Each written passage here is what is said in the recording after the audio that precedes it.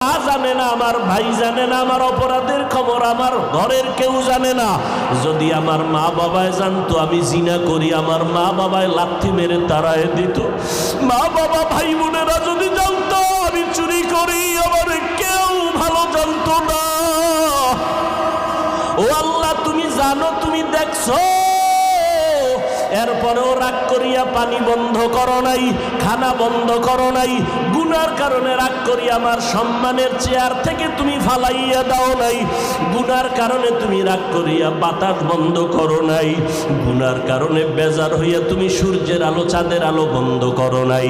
ও আল্লাহ, আজকে আমি তোমার কাছে আসছি ক্ষমার জন্য।